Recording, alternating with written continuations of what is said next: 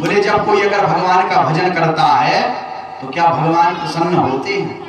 बोले भैया भगवान भूखे किस चीज के हैं? तो किसी ने कहा कि महाराज क्या भगवान जाति से मिलते हैं, बिरादरी से? बोले अगर ब्राह्मण ना हो तो क्या भगवान नहीं मिलेंगे? तो बोले भैया अगर भगवान जाति से मिलते होते तो रैदास भक्त को, सूरदास भक्त को, रसखान भक्त को और सदन कसाई को कभी ना मिलते। अगर भगवान ज्ञान से मिलते होते, संस्कृत भाषा से मिलते होते तो गज की कौन सी भाषा थी? कौन सी भाषा थी गज की? बोले जब गज ने भगवान को पुकारा, जब गज ने देखा कि ग्राह ने, मगरमच्छ ने हाथी का गज का जब पैर पकड़ लिया और उसने आशा भरी निगाहों से सबकी तरफ देखा, अपने परिवार वालों की तरफ देखा, अपने आस पड़ोस वालों की तरफ देखा, फिर जब किसी ने उसका साथ नहीं दिया तब एक भरोसा, एक बल, एक आस विश्वास, भगवान का भरोसा रख करके जब उसने भगवान का ध्यान किया तो हमारे भगवान श्री नारायण गरुड़ों पे तक नहीं बैठे। अरे गरुड़ तो छोड़ो, उन्होंने अपने पैरों में पादुका धारण भी नहीं की और नंगे पांव दौड़ते हुए गज की रक्षा करने के लिए आ गए। अब बताओ गज की कौन सी भाषा है? कोई भाषा है क्या गज की? जब भगवान आए और उन्होंने ग्राह का उद्धार किया, सुकई डारा के कछु जने पहुंच गए। बोले भगवान एक बात बताओ। बोले पूछो। बोले आप बड़े विचित्र हो। बोले क्यों? बोले आपको बुलाया किसने? बोले गज ने। स्तुति किसने करी? बोले गज ने। अरे बोले रक्षा करने किसकी आए थे? बोले गज की। तो बोले उद्धार किसका होना चाहिए? बोले गज का। लेकिन बोले आप बड़े विचित्र हो। बोले क्यों?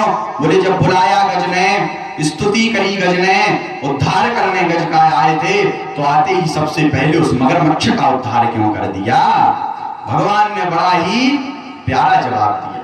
भगवान बोले सुनो, जो हमारे भक्त हैं, जो हमसे श्रद्धावान हैं, निष्ठावान हैं, जो हमारी भक्ति करते हैं, जो हमसे जुड़े हैं, उनका कल्याण तो होना ही है, पर जो हमारे भक्तों के चरणों को पकड़ लेते हैं उनका कल्याण हम अपने भक्त से पहले कर देते हैं। इससे क्या निष्कर्ष निकलता है?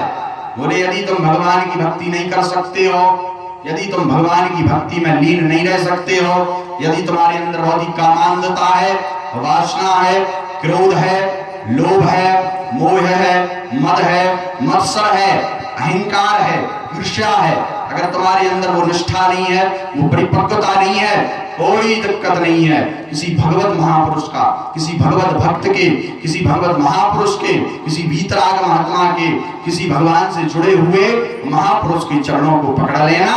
जब उस पर कृपा होगी तो तुम पर भी कृपा हो जाएगी। बोलो वृंदावन बिहारी लाल की। इसलिए बुंदेलखंड में कहते हैं, हे प्रभु हमें तो संतों के चरणों का चाकर बना करके रखना। और बुंदेली में कहवा तो लातन को लतरौंदा। अगर संतों की लातन की लतरौंदा बन करके हम रहेंगे तो भगवत कृपा होने में विलंब नहीं होगा। महाराज आज तक ऐसा हुआ है कि किसी अज्ञानी को, किसी अन्य बिरादरी वाले को, किसी कुकर्म या गलत काम करने वाले को भी भगवान, निम्न कुल में जन्म लेने वाले को भी भगवान प्राप्त हो गए हैं? हुआ है महाराज आज तक? बोले बिल्कुल हुआ है। कब? एक पावन चरित्र याद आ रहा, श्री सदन कसाई जी का। सदन जी कसाई थे, इनका पेशा था कसाई का काम करना। ये अपना कुल परंपरागत व्यापार करते थे। इनका व्यापार था मांस विक्रय करना। क्या व्यापार था? मांस को विक्रय करना, मांस बेचा करते थे सदन जी। पर इनकी एक बड़ी ही उच्च विचारधारा थी। भगवान जब भी ये मांस को बेचते थे, चलते फिरते, उठते बैठते, खाते पीते, नहाते धोते, हर समय गोविंद की याद में डूबे रहते थे। और उनके हृदय की पुकार भगवान से इतनी उच्च थी, इतनी जोर की थी, इतनी प्रबल थी कि भगवान अगर भोजन भी कर रहे हो, भगवान यदि सो भी रहे हो और सदन जी जब अंदर से कहते थे हे गोविंद, तो हमारे गोविंद जाग जाते थे, हमारे गोविंद भोजन करना बंद कर देते थे। वो पुकार सदन जी के हृदय में थी। लेकिन सदन जी के बारे में बता दें कि सदन जी मांस को किसी जीव की हत्या नहीं करते थे। क्या नहीं करते थे? जीव हत्या नहीं, मांस विक्रय करते थे। कैसे? बोले मांस को खरीद लाए और ला करके उसको मुनाफा करके बेच दिया, पर किसी जीव की हत्या नहीं वो करते थे। किसी प्राणी को कष्ट नहीं पहुंचाते थे, ये इनकी आदत थी। पर कुल परंपरागत व्यापार था, कसाई कुल में इनका जन्म हुआ था, तो उसी से अपना जीविकोपार्जन करते थे। एक बार एक घटना घटी। भगवान इनकी पुकार को सुन करके, इनकी भक्ति को देख करके, इनकी उस निष्ठा, परिपक्वता, श्रद्धा को देख करके भगवान सालिग्राम शिलाखंड बन करके खुशी, हमारी बहुत ही लाडली खूब उदम मचाने वाली खुशी यादव 50 रुपए बिहारी जी के चरणों में समर्पित कर रही हैं। भगवान की कृपा खूब बनी रहे, स्वस्थ रहे, दीर्घायु हो, प्रसन्न रहे, सद्बुद्धि आवे, खूब पढ़ लिख जावे। बोलो वृंदावन बिहारी लाल की, राधा रमण सरकार की। तो क्या घटना घटी? बोले भगवान ने जब इनकी श्रद्धा देखी तो भगवान सालिग्राम बन करके, एक शिलाखंड बन करके उस रास्ते पर प्रकट हो गए जिस रास्ते से सदन कसाई जाते थे। तो सदन कसाई एक दिन जा रहे थे और भगवान वहीं उसी रास्ते में शिलाखंड बन करके प्रकट हो गए।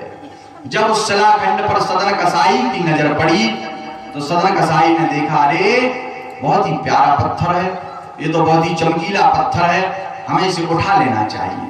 कितना चिकना पत्थर है, ये हमारे बाट बनाने के काम आएगा। सो सदन कसाई ने उस सालिग्राम रूपी शिलाखंड को पत्थर समझ करके उठा लिया। देखो, वो हाथ जो सदा रक्त में सने रहते थे, वो हाथ जो सदा दुर्गंध से युक्त रहते थे, वो हाथ जिनमें सदा गंदगी रहती थी, हमारे गोविंद आज अपने भक्त के भाव को देख करके उन्हीं हाथों का स्पर्श पाने के लिए चले आए और आकर के वहां प्रकट हो गए। इन्होंने शिलाखंड को उठाया, ले जा करके जैसे ही बाट बनाना चाहा सो भगवान ने लीला करी। क्या लीला करी? बोले आधा किलो वाले बाट से मापवें सो भगवान आधा किलो बन जावे। वो शिलाखंड 1 किलो वाले पर रखवें सो 1 किलो हो जावे, पौगा भर वाले पर रखवें सो पौगा भर हो जावे। सोई जी प्रसन्न हो गए सदन कसाई। इन्हें लगा कोई चमत्कारी पत्थर है, चलो ठीक है, भाड़ में गया, हमें बाट बदलने की भी अब आवश्यकता नहीं है। और पुनः अपना वही पुनरावृत्ति अपने व्यापार की करने लगे और मांस को विक्रय करने लगे। जब मांस को विक्रय करने लगे तो मांस बेचते बेचते काफी समय पश्चात वहां से एक वेदोक्त शास्त्रोक्त मंत्रों वाले कर्मकांडी परम पवित्र भूदेव ब्राह्मण गुजरे। जब गुजरे तो उन्होंने देखा, अरे राम राम राम राम राम, ये जो कसाई पत्थर को रखे है, ये कोई पत्थर थोड़ी है, ये तो साक्षात श्रीमन नारायण का रूप सालिग्राम भगवान है। सोई जाकर के डांटने लगे, हे मूर्ख, हे नालायक, हे नासमझ, हे बुद्धिहीन, तुझे ज्ञान नहीं है, तू भगवान को पत्थर समझ करके बाट बनाए है। ये साक्षात श्रीमन नारायण भगवान श्री विष्णु का ही स्वरूप सालिग्राम भगवान है। जैसे इतना कहा तो सदन तो कुछ जानते नहीं। बोले सरकार, हम तो मूर्ख हैं, हम तो अज्ञानी हैं, अबोध हैं, नासमझ हैं, हमें तो कोई ज्ञान नहीं है, हमें क्या पता कि जी सालिग्राम जी हैं, हमें क्या पता कि जी भगवान है, हमें क्षमा करो सरकार, हे ब्राह्मण देवता, हे भू देवता, हमें क्षमा करो और इस शिलाखंड को मतलब सालिग्राम भगवान को ले जाओ। जैसे इतना कहा सोई बढ़िया ब्राह्मण ने बड़बड़ाते हुए बुदबुदाते हुए पत्थर यानी सालिग्राम भगवान को लिया और ले जा करके अपने घर पर चांदी के सिंहासन पर विराजमान कर दिया। बढ़िया पंचामृत से अभिषेक किया, दुग्ध स्नान कराया, दधी स्नान कराया, रस स्नान कराया, मधु स्नान कराया, बढ़िया शर्करा स्नान कराया, पंचोपचार पूजा करी, बढ़िया पुरुषसूक्त का पाठ करके अभिषेक किया, चंदन लगाया, माल्या दीनी सुगंधिनी वाला मंत्र बोल के बढ़िया पुष्प चढ़ाए और चढ़ा करके सिंहासन पर विराजमान कर दिया। आरती करी, प्रसाद लगाया, कहने लगे सरकार क्षमा करना। क्यों? अरे वो तो पागल है, वो तो नादान है, वो तो मूर्ख है, उस कसाई को तो कुछ ज्ञान नहीं है, हमें भी क्षमा करना। प्रेमाश्रु बहने लगे आज पंडित जी के। अरे बताओ तो, उस मांस विक्रय करने वाले उस कसाई ने आपको छुआ, आपको अपवित्र किया, उन गंदे हाथों से, उन अपवित्र हाथों से आपका स्पर्श किया। इतना कहकर के पंडित जी ने बढ़िया प्रणाम करके, साष्टांग दंडवत प्रणाम करके पंडित जी चले गए। दिन गुजरा, जैसी रात्रि हुई सो रात्रि में पंडित जी लेटे और लेटे सो नींद आ गई और स्वभाव बस सो गए। जैसे ही सोए भगवान श्रीमन नारायण स्वप्न में आकर के बोले पंडित जी, जहां से हमें लाए थे सुबह प्रातः जैसे ही हो जाए सो प्रातः काल के ब्रह्म मुहूर्त में हमें ले जाकर के वहीं सदन कसाई को वापस दे देना। बोले क्यों? बोले हमें वही अच्छा लगता है, वो हमारा बड़ा ही प्रिय भक्त है। सोई पंडित जी बोले बताओ, हम तो आपको उस कसाई के स्पर्श से, उस अपवित्र जगह से, उस अपवित्र स्थान से यहाँ पर लाए, बढ़िया पंचोपचार पूजा करी, आप वहीं जाना चाहते हो। बोले पंडित जी हम पूजा के भूखे नहीं हैं, ना हम दूध दही के भूखे हैं, ना हम तुम्हारे अभिषेक के भूखे हैं, ना हम तुम्हारे प्रसाद के भूखे हैं, हम तो भाव के, सरलता के, श्रद्धा के और निष्ठा के भूखे हैं। तभी तो कहा भाव का भूखा हूं मैं, और भाव ही एक सार है, और भाव से जो मुझको भजे सो भव से बेड़ा पार है। भाव बिन कुछ भी दे तो मैं कभी लेता नहीं, और भाव पूरत टेरही करती मुझे लाचार है। बांध लेते भक्त मुझको भाव की जंजीर में, इसलिए इस भूमि पर होता मेरा अवतार है। सोई पंडित जी प्रातः काल जब जगे, नेत्र सजल हो गए पंडित जी के। धन्य है वो कसाई, धन्य है उस भगवान की लीला जो इस पर कृपा हमारे गोविंद की हो गई। तो भगवान ना तो जाति देखते हैं, न ज्ञान देखते हैं, न डिग्री देखते हैं, न सुंदरता देखते हैं, न व्यवस्था देखते हैं, न पवित्रता देखते हैं, न तुम्हारा भाव, केवल भाव ही देखते, न तुम्हारा वैभव देखते हैं। भगवान क्या देखते हैं? भाव। भगवान क्या देखते हैं? श्रद्धा। सोई पंडित जी ने प्रातः काल जाकर के शालिग्राम भगवान को, सदन कसाई को सुपुर्द कर दिया। बोले भैया अपने भगवान को संभालो। अरे अरे नहीं सरकार, कुछ गलती हो गई क्या हमसे? हमारी तो क्षमता नहीं है, हम तो इतना पवित्र नहीं है, हमारी तो हैसियत नहीं है कि हम भगवान की सेवा कर सकें। अरे बोले भैया तू बहुत ही बड़ा खुशनसीब, भाग्यशाली, सौभाग्यशाली, परम सौभाग्यशाली है। बोले क्यों? भगवान ने स्वप्न में आकर के आज हमसे ऐसी ऐसी बात कही। जैसे ही इतना कहा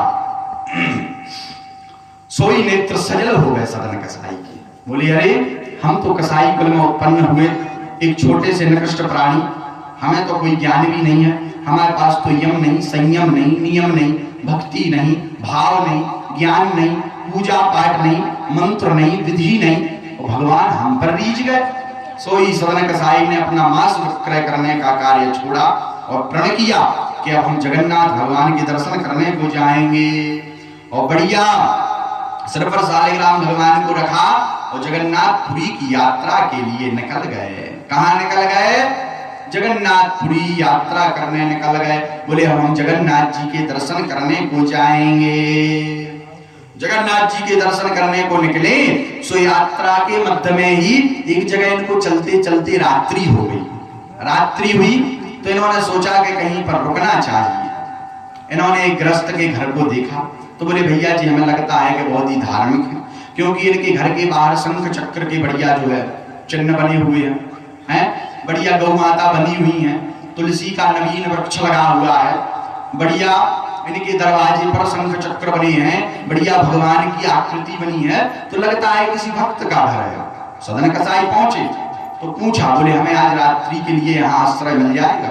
क्यों नहीं, क्या दिक्कत है महात्मा जी, रुको, बढ़िया भोजन पाओ, प्रातः काल चले जाना। तो जो भक्त होते हैं, जो भगवान के नैष्ठिक बाल ब्रह्मचर्य व्रत का पालन करने वाले भक्त होते हैं, उनका देह चमकता है, उनका चेहरा ओजमय होता है, उनका चेहरा जो मुखमंडल होता है ना वो तेजोमय होता है, उनकी वाणी में एक ओज होता है, उनके नेत्रों में एक चमक होती है। तो जैसे ही जो उस घर में स्त्री रहती थी, उस व्यक्ति की जो स्त्री थी वो कुटिला थी, और जहां उसने सदन कसाई की सुंदरता को देखा तो वो सदन कसाई पर मोहित हो गई। मोहित भाई तो बढ़िया इनको प्रसाद पवाया, और जब रात्रि में सदन कसाई लेट गए तो रात्रि में उसका पति सो गया। सो वो कुटिला स्त्री सदन के पास आई, बोली हमें आप बहुत ही प्रिय हो, हम आप पर मोहित हो गए हैं और अपन लोग विवाह कर लो। जैसे इतना कहा तो सदन कसाई चरणों में लौट गए। अरे देवी आप तो हमारी माता के समान हो, आपने हमें आश्रय दिया, भोजन कराया, आप तो हमारी माता के समान हो, आप कैसी बात कर रही हैं? इतना कहा सोई वो आग बबूली हो गई। अरे बोले दिक्कत क्या है, तुम कहो तो सारा धन ले लें, धन लेकर के चलते हैं, कहीं रहेंगे, विवाह करेंगे, अपन साथ में रहेंगे। अरे सदन कसाई ने कहा, बोले देवी तुम्हें शर्म नहीं आई, तुम्हारे पति जीवित हो, तुम ऐसी बात कर रहे। जैसे इतना कहा सो उसे लगा, वो तो थी कुटिला मूर्ख, उसे लगा कि शायद जी ये कह रहा है कि अगर पति मर जाए सो फिर अपन भाग चले। सोचे रात्रि में गई और जाकर के सोते हुए पति का गला काट दिया। वो गला काट करके वापस आई। बोले अब हमने अपने रास्ते का रोड़ा हटा दिया, अब अगर आप कहें तो अपन चलते हैं। सदन कसाई तो चरणों में लौट गए। बहुत ही उनको दुख हुआ, गिलानी हुई, आश्चर्यचकित अवाक रह गए। बोले अरे देवी तुम कितनी कुटिला हो, कितनी पापनी हो, तुमने अपने ही पति की हत्या कर दी। ऐसा कहकर के सदन कसाई बोले तुम कुछ भी करो पर हम शास्त्र विरुद्ध धर्म विरुद्ध आचरण कभी नहीं करेंगे। जैसे इतना कहा, बोली महाराज तुम अभी जानते नहीं हो हमें, अभी त्रिया चरित्र से तुम वाकिफ नहीं हो, हम शोर मचा देंगे कि हमने इसे आश्रय दिया रात्रि में रहने के लिए और ये हमसे कहता है कि हमारे साथ चलो। जब हमने चलने से इनकार कर दिया तो इसने हमारे पति का गला काट दिया। सदन कसाई बोले तुम कुछ भी करो पर हम कुकृत्य करने वाले नहीं हैं। ऐसे इतना सुना और सदन कसाई से उसको निराशा मिली। जो सोच करके वो आई थी, जब उसकी इच्छा पूर्ति नहीं भई, सोई चिल्लाने लगी, रोने लगी, सिर को पीटने लगी। सो गांव वाले सभी एकत्रित हो गए। क्या हुआ देवी जी? सोई इसने बातें बनाना प्रारंभ करी, त्रिया चरित्र फैलाना प्रारंभ किया। बोले महाराज बताओ तो ये संत है या कोई राक्षस है? बोले हमने तो इसे संत समझ करके, भगवान का भक्त समझ करके मैंने और मेरे पति ने रात्रि में विश्राम करने के लिए सहारा दिया, इसको स्थान दिया, भोजन पवाया और हमसे कहता है कि देवी तुम हमारे साथ चलो, हमसे विवाह कर लो। और जब हमने मना कर दिया तो इसने हमारे पति का गला काट दिया। सो गांव वालों ने सदन कसाई को पीटना प्रारंभ किया, खूब पीटा और सदन कसाई ने एक शब्द नहीं निकाला, अपनी सफाई में कुछ नहीं कहा। बोले हुई है सोई जो राम रची राखा, भगवान के आश्रय पर कुछ ना बोले। उन्होंने बहुत मारा और मार करके फिर निष्कर्ष निकाला। बोले एक काम करते हैं, इसको राजा के दरबार में ले चलते हैं, राजा जो आज्ञा देंगे वही कार्य अपन करेंगे। पहुंचे, राजा ने पूछा क्या हुआ, सारा मामला समझाया, जो कृत्य हुआ था, जो घटना घटी थी बताई। जब सदन कसाई की तरफ राजा ने देखा तो राजा को लगा नहीं कि इसने हत्या करी होगी, क्योंकि वो तेज, वो चेहरे की आभा, वो सौम्यता को देख करके राजा पिघल गया। लगता नहीं है कि इसने हत्या करी है। सदन कसाई से बोले क्यों भाई तुमने हत्या करी है? सदन कसाई ने कुछ नहीं कहा, सिर नीचे झुका लिया। राजा समझ गए कि ये निर्दोष है, अगर ये लेकिन निर्दोष है और सजा नहीं देंगे तो हमारे न्याय को लोग गोली उठाएंगे, हमारे न्याय को गलत बोलेंगे, मिथ्या बोलेंगे। क्यों? बोले बताओ एक स्त्री के साथ इसने ऐसा किया, राजा ने कोई दंड नहीं दिया। तो बोले देखो हत्या का तो दंड एक ही होता है, क्या? बोले मृत्यु दंड। पर बोले मृत्यु दंड से हम नहीं दे सकते। क्यों? बोले हमें लगता नहीं है कि हत्या करी होगी, पर जब ये कुछ बोलता नहीं है और इसकी सफाई में कोई सबूत नहीं है, कोई गवाह नहीं है, तो बोले एक काम करो इसके दोनों हाथ कटवा लो। क्यों? इन्हीं हाथों से तो गला काटा होगा, अगर होगा भी दोषी तो दोनों हाथों को काट लो। सदन कसाई के दोनों हाथों को कटवा लिया गया। सदन कसाई कुछ नहीं बोले। चलते चलते जगन्नाथपुरी की तरफ फिर निकल गए, यात्रा फिर से प्रारंभ करी। जैसे ही हमने सुना है कि जगन्नाथ जी पहुंचे सदन कसाई, तो जगन्नाथ जी हुंकार भरने लगे। क्या भरने लगे? हुंकार। और रात्रि में पुजारी को स्वप्न दिया, बोले मेरा परम प्रिय भक्त, हृदय प्रिय भक्त सदन आ रहा है, पालकी लेकर के उसे लेने जाओ। नगर के बाहर तक पुजारी टोली लेकर के गए, सदन कसाई को पालकी में बिठाया, लेकर के आए। सदन कसाई बाहर से ही दहली से दर्शन करने लगे। तो किसी ने कहा कि अंदर चलो सरकार। बोले हमारी इतनी क्षमता नहीं है, हम इतने साधन वाले नहीं हैं कि हम भगवान के दर्शन करने के लिए मंदिर के अंदर तक जाएं। सो देहली से प्रणाम करने लगे, पर जगन्नाथ भगवान से नहीं रहा गया और भगवान स्वयं चल करके दिल्ली तक आए। आज भी वहां पर जगन्नाथ जी बैठे हैं। कभी अगर आप जगन्नाथपुरी जाना तो एक भगवान का विग्रह दिल्ली के पास में है, वो उनको जो है पतित पावन जगन्नाथ जी के नाम से जाना जाता है। क्या नाम से? पतित पावन जगन्नाथ जी के नाम से जाना जाता है। यही जगन्नाथ जी सदन कसाई के लिए चल कर के बाहर आए थे। अब सदन कसाई जैसे जगन्नाथ जी भगवान को देखा, सुनेत्र सजल हो गए, आंसुओं की झरझर धारा बहाने लगे नेत्र। बोले क्यों रो रहे? हाथ कट गए सो रो रहे? किसी ने पूछा कि हाथ कट गए सो रो रहे क्या भैया? बोले हाथ कट गए इसलिए हम नहीं रो रहे, हम इसलिए रो रहे कि अगर आज हमारे हाथ होते तो हम हाथ जोड़ करके भगवान को प्रणाम कर पाते। जैसे ऐसा भाव मन में आया, भगवान की कृपा भई, सो दोबारा से नवीन हाथ प्रकट हो गए। सोई सदन कसाई आश्चर्यचकित हो गए। क्यों? अरे बोले भैया, अगर हाथ कटवाने ही थे सरकार तो वापस क्यों दिए, और अगर वापस देने थे तो फिर कटवाए क्यों? तो भगवान बोले कि आपका पूर्व जन्म का एक कर्म ऐसा बन गया था जिसके कारण आपके हाथ कटवाने पड़े, लेकिन आपका भजन और आपकी साधना और आपका तप इतना था कि दोबारा से हमें उन हाथों को देना पड़ा। कैसे? बोले सुनो, पूर्व जन्म में आप पंडित जी थे। जब आप पंडित जी थे तो आप एक बढ़िया वृक्ष के नीचे बैठ करके भजन कर रहे थे, माला का मंत्र का जाप कर रहे थे। तभी एक कसाई दौड़ता दौड़ता आया गाय के पीछे। गाय निकल गई। कसाई ने आकर के पूछा कि बताओ पंडित जी, गाय किस तरफ गई? सो आपने उंगली से हाथ से इशारा करके बताया इस तरफ गई, जबकि आपको पता था कि जी कसाई है, गाय को काट देगा, गाय को मार देगा।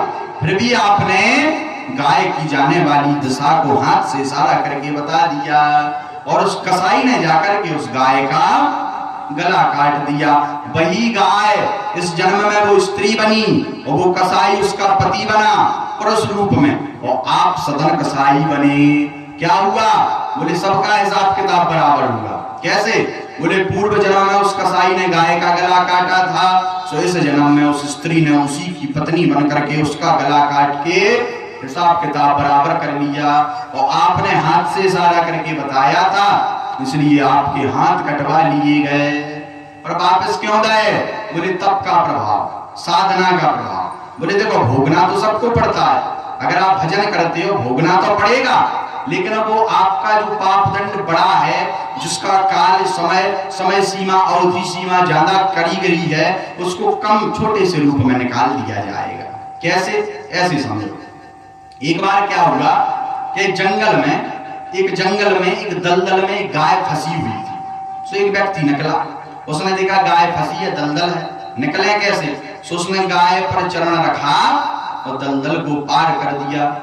पार किया तो उसको आगे जाकर के स्वर्ण की मुद्राओं से भरी हुई एक थैली मिल गई।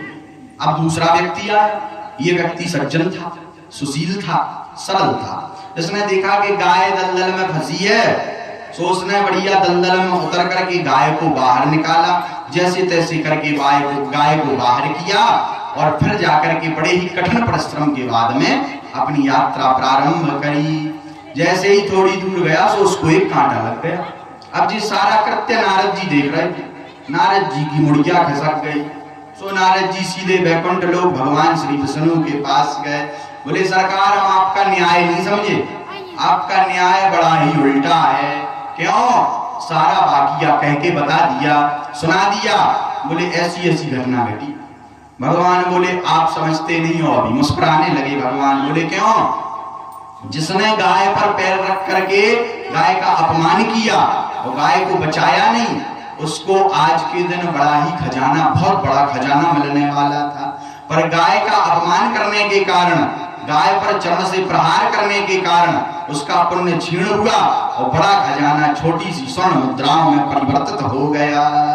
और बोले सुनो, जिसने गाय को बचाया है, आज उसकी अकाल मृत्यु होनी थी, परंतु इतने बड़े पुण्य के कारण, गाय की जान बचाने के कारण, गाय की रक्षा करने के कारण वो बड़ा कष्ट छोटे से कष्ट में परिवर्तित होकर के निकल गया। वृंदावन बिहारी लाल की, राधा रमण सरकार की। तो जब भी आपके जीवन में दुख आवे और आप भजन करो, पूजा करो, तो ये नहीं सोचना चाहिए कि भगवान सुनते नहीं हैं, या भगवान है नहीं, या भगवान पर तुम अश्रद्धा जागृत कर लो और पूरे भगवान सिंहासन उठा के बाहर फेंक दो। ये सोचना चाहिए कि हमारे जीवन में तो बहुत दुख लिखे थे, भगवान ने छोटे में निकाल दो।